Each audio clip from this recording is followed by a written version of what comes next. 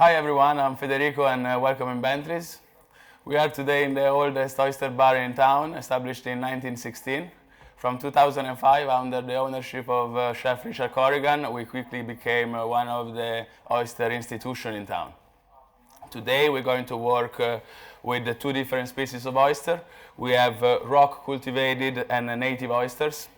The two oysters, they are very different from each other. Cultivated oyster, you can find them all year round. There is no seasonality into it. And as the word says, they are cultivated. That means that the farmer, they handle them daily to make sure that the size and the shape is just perfect. While native oyster, like this lovely rock Ryan, they are completely wild. They grow in the water for about 4 to 5 years before ready. And they have a seasonality, so you can only find them when they are in the month. Season starts in September and finish in late April. The way we handle oyster in this restaurant is quite straightforward.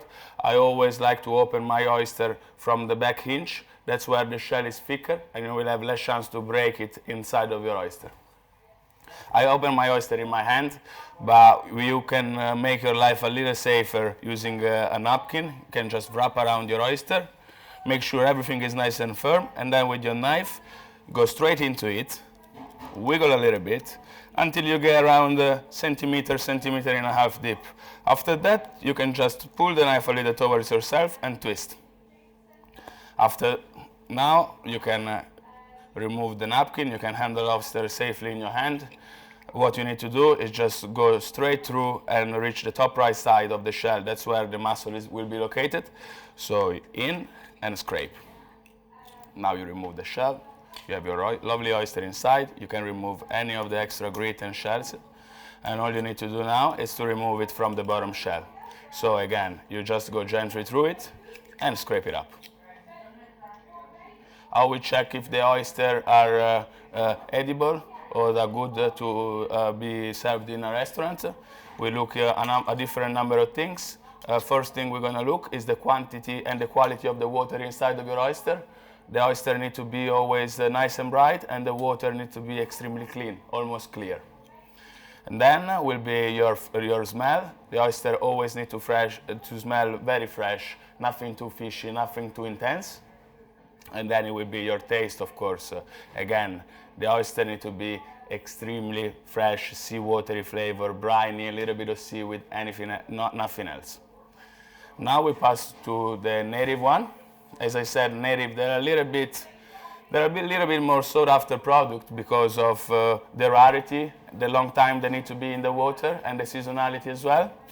So the way we open it is more or less is the same way. So you always find the back inch where the two shells get together. Again, make your life a little safer with a napkin, and then you gently go through. It will be a little more pressure compared to the cultivated because of the time they've been in the water. Once you get inside, again, knife a little towards you and lever. Now again, you can take it up in your hand, gently make yourself the space and just scrape it up. That would be your lovely native. As you can see, the look is completely different compared to a cultivated oyster. The texture will be way more meaty and the flavor will be way more intense. All you need to do right now is just go in underneath and scrape it. And if you want, you can flip it around and make it look even more beautiful.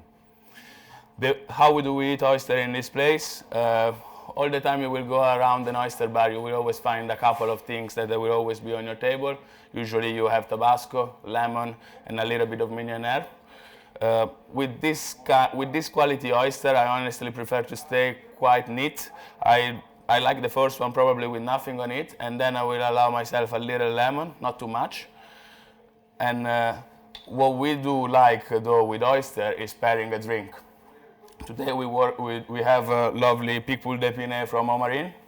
I think this is one of the perfect matching for the oyster because it's a wine that is not too intense. It's nice and zesty, and it just complements the oyster itself. The way I like to eat my oyster, just a little lemon on the top. Make sure everything is detached. Always bite into your oyster.